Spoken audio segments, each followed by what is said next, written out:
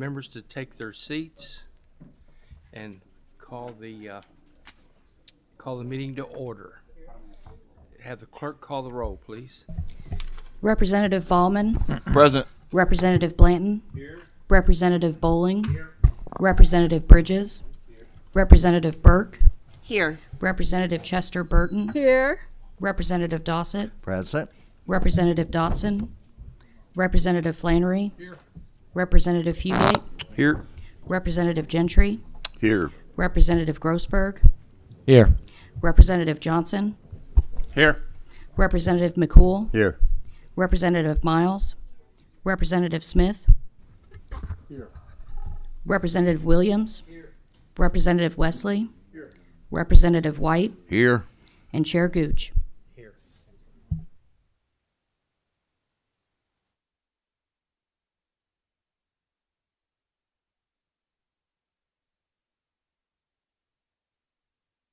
We do have a quorum, and so the first thing we're going to do, we're going to move right along. We're going to do House Bill 85, Representative Wesley. And Representative Blanton.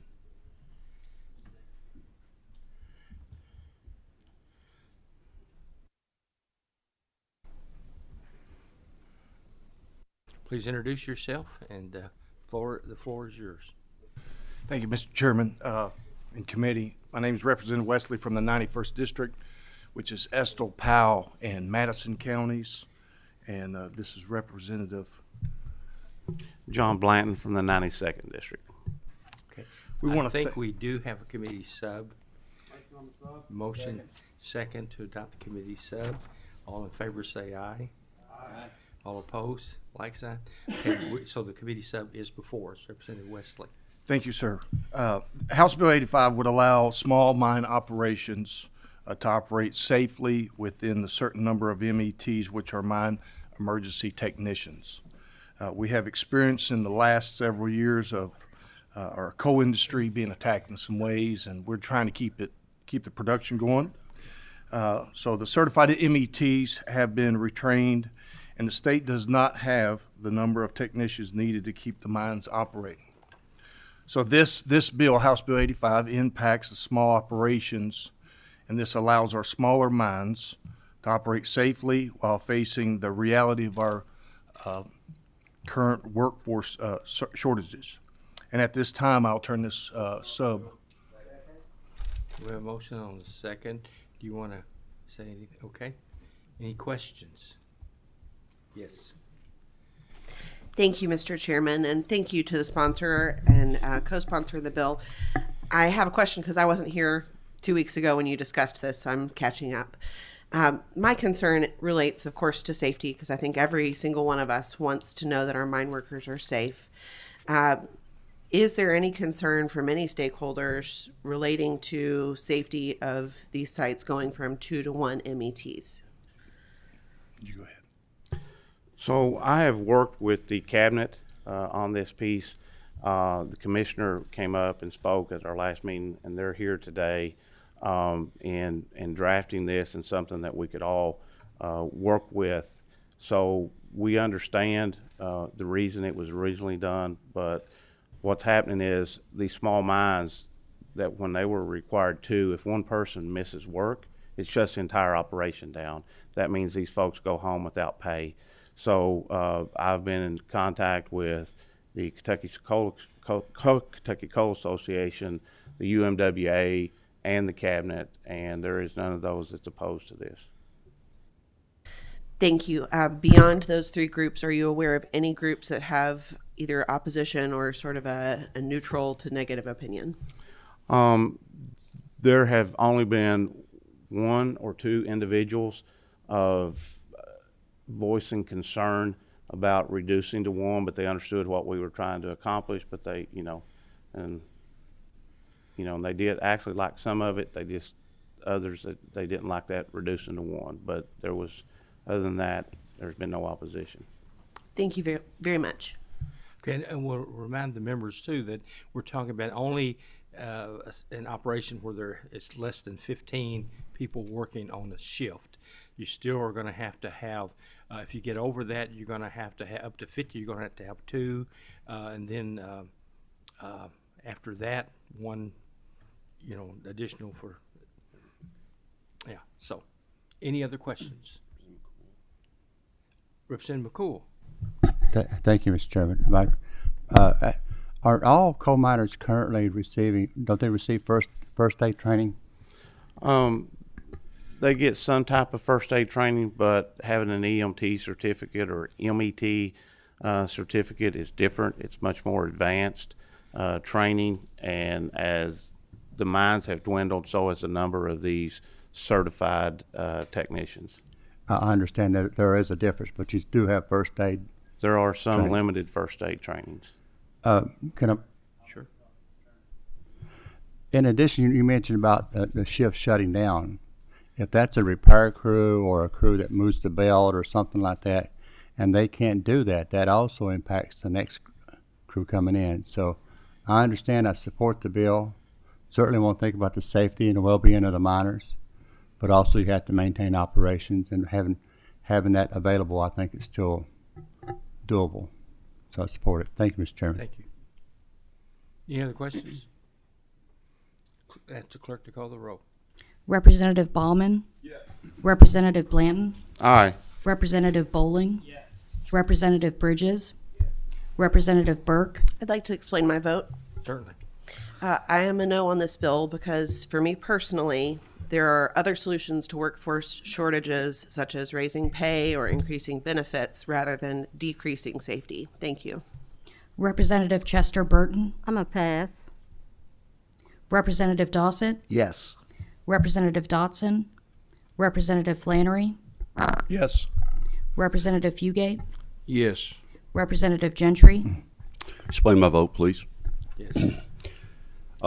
This morning, I'm going to be, excuse me, call it a symbolic vote of concern. I'm going to be a pass, and I'll say that for this reason. The concern is any kind of precedent that we might be setting about addressing workforce shortages with any kind of lowering of workplace safety standards.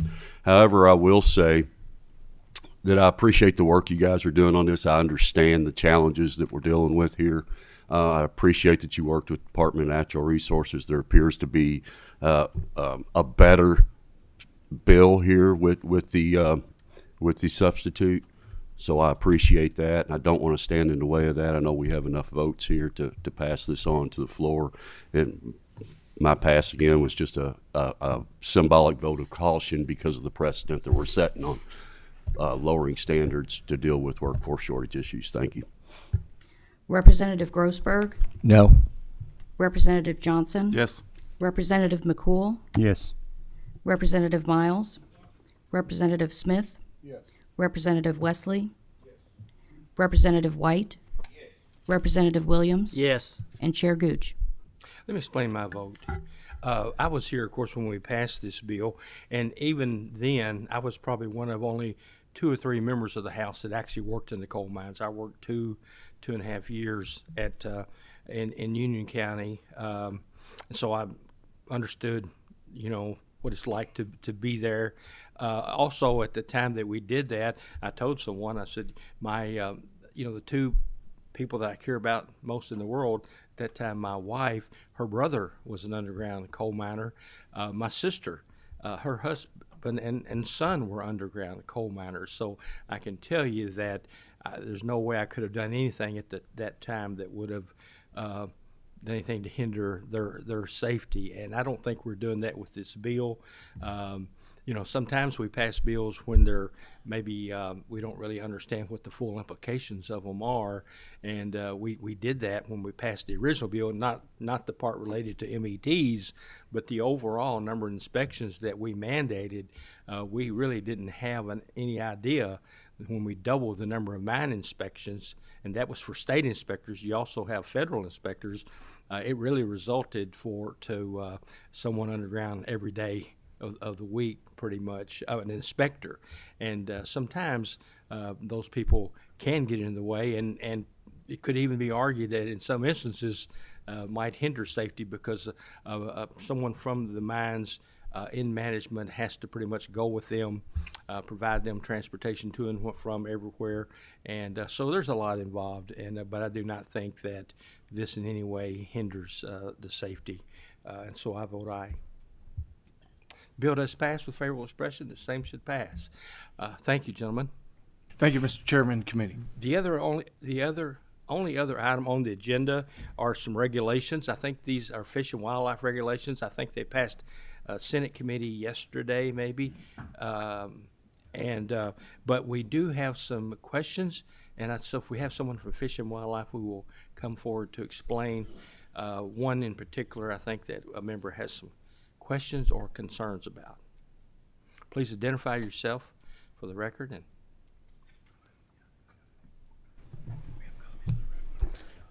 Commissioner Rich Storm, we're Kentucky going Fish to and pass Wildlife. regulations out as well Okay. to the All members. right. Thank you. Jenny Gilbert, Legislative Liaison. Yes. Proceed.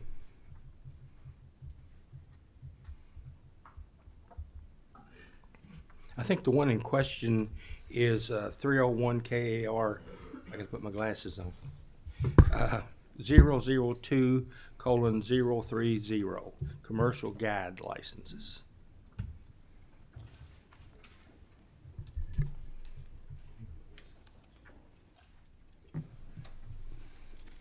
Proceed. Okay. I certainly would answer any questions that you may have about this. I'll give a brief history.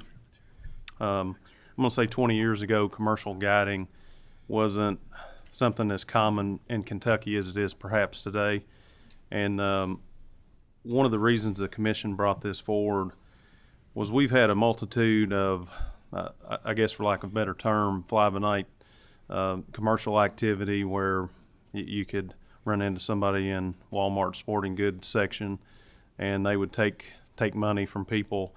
And so the thing that we want to do is make sure that Kentuckians have a bona fide, legitimate guide service. And so this is actually part of a much larger discussion. We're also working on some statutory language, but simply we've had Kentuckians scammed by guides and outfitters that just posed to do this activity. And so if you look at this, there's a requirement for reporting. It's going to be very simple, but it also benefits the resource because we can gain a lot of knowledge in terms of how many fish are you catching, how many elk are you harvesting in a specific season. And so this is not real substantial in terms of what this piece does, but we have asked for some statutory language. I've been working with Representative Blanton and a few others in the House to help us to clarify this. But any questions you may have specific to this regulation, we would appreciate. And then secondly, I want to say while we're here today, this is part of a process. By you putting it on your agenda today, we can codify this in regulation sooner. So thank you for taking this up today. We do appreciate that. Sure, but I do think that anything substantial, any guidelines probably would be better to be done through the legislature and through the statute, And may I add one other Yeah. comment? This does not change fees. So a fishing guide and a hunting guide will still have a $150 license fee. Okay. Representative Fugit, do you have a question? I do. Thank you, Mr. Yes, sir. Chairman. Thank you, Commissioner, for being here today. I've had a couple phone calls from guide services back home that have some concerns with some regulations that may be in this. What does it change? What does this reg change today that was not in effect yesterday? So I'm going to say the biggest part would be reporting. So we're going to ask them to give us a simple report and tell you here in the section. That is a document that's incorporated by reference. So when we filed that regulation, that reporting form was included in that document, so the public can see that as well. So if you would look at section 4 and actually subsection 4, we would have a reporting requirement that these folks wouldn't have today, and also something that we worked on in the past is requiring these folks to have a tax ID number. So It's not just, again, a fly-by-night service. And then I see Representative Dotson here. This also has some, I've worked with him on this specifically as well. And so if we can get this taken care of today, along with some statutory change, I think we can get a better grasp on guiding and really outfitting in Kentucky as a whole. So does this, Mr. Chairman? Sure. So does this, so it requires them to get a tax ID number? This One. does not. That we addressed that previously, but this runs with that in terms of them being a bona fide legitimate service. The biggest thing that they would have to do is within 30 days, they would have to have this report submitted to us after that activity. And does that report require the number of, let's say elk, because that's what I'm talking about, the number of elk the guide service killed, the property they killed it on, if it's private property, wildlife management property, what is that what it does? It's not so much the property, but it's going to be targeted species. So we were hunting elk. We saw 8 elk. It's going to give the department information that we've been seeking for some time. And I will say elk guides specifically have asked for a number of these changes. The Kentucky Elk Guide Association has driven this, and they also asked for fees to increase. But that's something that we'll worry about later, but that is not part of this. Okay, and the reason I raise this question is because the elk guide services, some people like them, some people don't.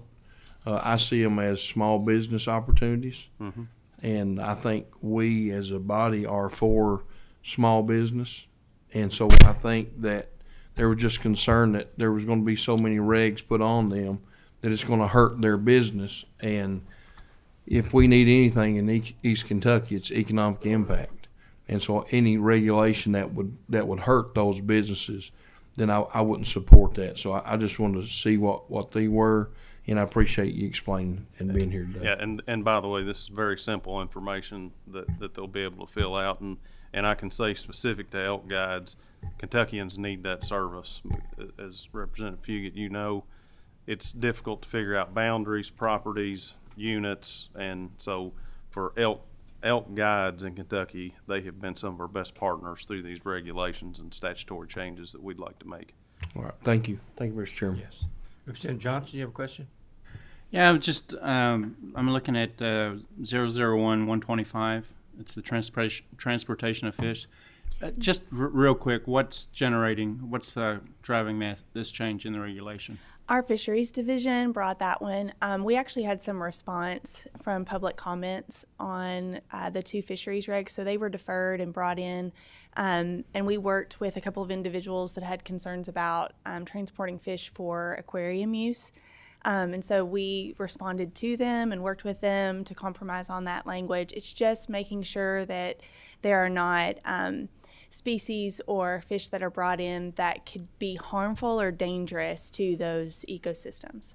And then there's a list of those fish species in 122, is that right? Yes, sir. Okay. Yes, Don't think we want anybody bringing in Asian carp, do we? But they already here. I know They already they're have. Here, I know. Thank you, Mr. Chairman. Yes, sir. Thank you. Any other questions? Yes, Representative Miles. Is there any, as far as the other ones, since the 2 have been brought up, have there been, on these other items, are there any substantial changes on these? Or why were are they being brought before us today? The deer reg just changed the zone that Simpson County was in from 3 to 2, and it was just a zone change. So that's actually allowing for more deer harvest in that area, just to respond to the massive deer population that some of these counties are experiencing, and then having car accidents or different types of depredation problems. And that was brought from our wildlife division. There was no comment on it, and that was the only change for a zone in that one.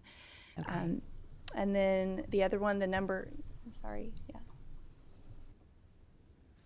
So Representative Miles, I'll also answer this. Typically in the interim, we have these on a committee, but when you're in session, we have to bring them before both the House and the Senate. So that's why we are here today, so that it codifies these regulations. Okay. And then right here on 178. Is that the one that you're referring to, 2178? 172. Okay, that just deals with that deer zone that I was speaking to, 172. Okay. And then the And then the other fisheries reg, just since he brought up that one question, we did have some questions about goldfish and tilapia. So that was what we handled with the public comments on the other fisheries reg. okay. And what about the two? I'm sorry. Go ahead. May I? And 250, the petroleum storage tank. That's not ours. They listed that as ours, but that's not our reg. No, that's a different. It's EEC, and we have representatives. We have representatives here if you'd like for them to come up. May I ask one more question? Yes. As far as any of these, how easily is it to change if there's a concern, I guess? Well, I of mean, at something any to time, take you all can place? find those regulations deficient. That's why, we try to communicate to the public and to our customers that there is oversight here within that regulatory process. So at Admin Reg Review, they have an opportunity to ask questions and ask us to change certain provisions there or to find it deficient, and then we have to start all over again. Typically during the interim, we are brought to the Interim Joint Committee on Natural Resources. So Representative Gooch and Senator Smith are good to see that. The reason why we needed this expedited is because we really wanted to get that zone change into the upcoming guides, and we have a printing deadline.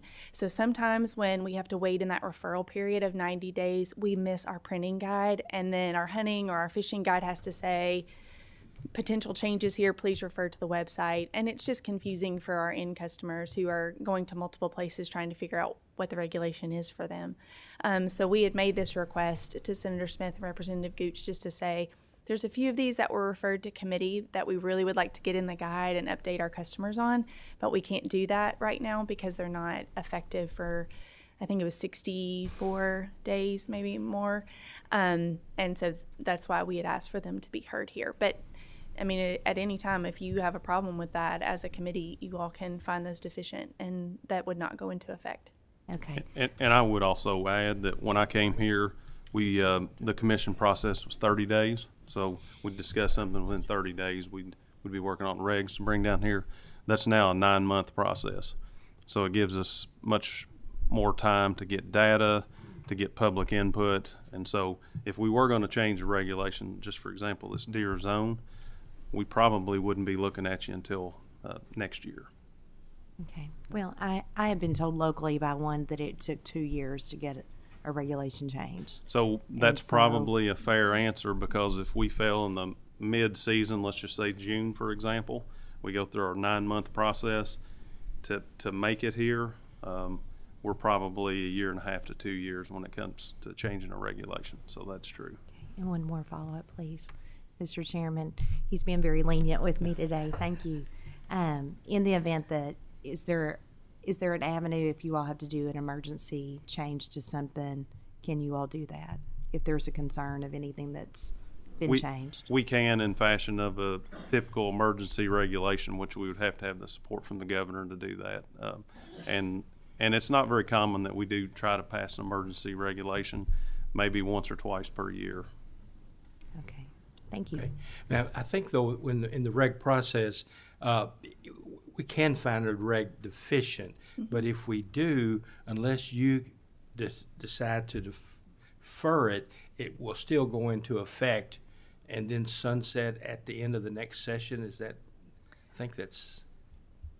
I'm not familiar with that rule. We just, we've always been told if it's deficient, we don't do it. And Well, I we like have to that. go back to the drawing board, so. But that's something we ran into in the past, is sometimes if you didn't defer it, or if you didn't, kind of postpone it or defer it, then, sometimes they would go into effect, so. I will say you have great staff here who are always willing to answer our questions, even as it pertained to this, going to both committees instead of just one, like we do in the interim. And so I'm really grateful for that, because I think the rules and the procedures change, or, they are out there and we may not be aware of all those rules, but your staff has been great to help us walk through that. So. Well, and I certainly agree, and they always answer our questions as well, and we have lots, so. Thank you. So what, Representative Dotson? First of all, I'd like to record my presence Certainly. and a yes vote on House Bill 85. Okay. I got a comment. Go ahead. Working with Commissioner Storm on these regs a little bit with the outfitters, they need to be reined in. I'm all for pro-business. I'm a businessman myself, but at the same time, we had a situation in southeast Fayette County and had a lot of illegal activity going on with outfitters. Hunting after sunset, spotlighting. Also, Lexington Fayette County government issued a ordinance warning saying that they were doing business, commercial business, in a residential zone. And what was taking place was there's a lot of firing and is in a residential area. And so there was a lot of concern for people's safety. And I reached out to Commissioner Storm when my constituents were reaching out to me and like, what can we do? And Commissioner Storm was very avid in helping me and doing what he could, but there was a lot of things he couldn't do. And that's what we're trying to address now, to give him the tools that he needs and the Fish and Wildlife to be able to rein these guys in. We want people to do business in Kentucky, but first of all, we want them to do it legally, and we want people to be safe. And I want to thank you, Commissioner Storm, for your help on this. You're welcome. And some of that sounds like illegal activity, and no one out there has the right to be doing illegal activity. Anyway. And privately, there'd be some folks here that I'd like to speak to that I would not name specifics of what we're working on, but this is really important stuff for us to maintain the resources of the Commonwealth. And again, commercial activity is not new, but it's a growing piece of the outdoor activity. And so if you would like to talk to me, just let me know and I'll be glad to tell you what we're working on. But for the sake of some of the cases we're working on, I'd like to keep that confidential. Okay, thank you. Yes, Representative Blanton. Thank you, Mr. Chairman. Back on 125, transportation of fish. So we're not given, other than this one that was passed out, a copy of these regs to look at. So I want to ask some specific species if they're on this list. You know what I'm going to ask, Commissioner.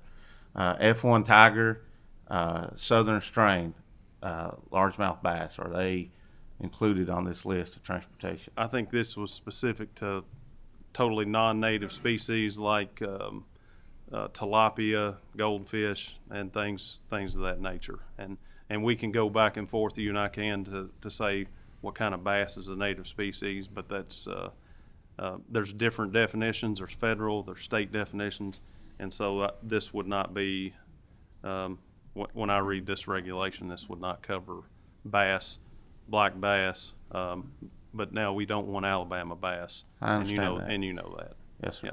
All right, very good. Thank you, Mr. Chairman. Okay, and there's no requirement that the committee act on these. They will go into effect at the end of this meeting. We do have, we're limited on time, but we do have a question, not for you guys, but for on the storage tank, petroleum storage tank one.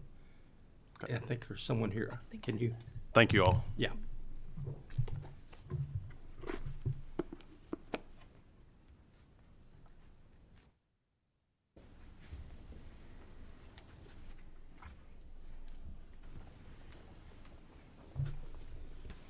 Thank you. Please identify yourself for the records. And I'm Gary Logston, Assistant Director of the Kentucky Division of Waste Management. Tyler Shields, Environmental Control Supervisor, Division of Waste Management. Okay. And what are we doing with this regulation? So the main objective of this regulation is to amend our reimbursement rates for contractors who provide assistance and work on UST properties that are in the PSTAF program. Okay. So is it probably an increase in reimbursements? Yes, sir. It's an increase in reimbursement rates. A lot of these rates haven't been increased since 2011, so we're reflecting the inflation rates. Okay. Whoever had a question about this reg, did you have your question? Okay. Thank you, gentlemen. So at this time, there's no action needed on this regulation for this committee either. We appreciate you being here to explain that. And I think it's good that we kind of go over some of these regulations from time to time to make sure we always send them out to you in your package. But it's good for us to go over them. So with that, I have a motion to Second?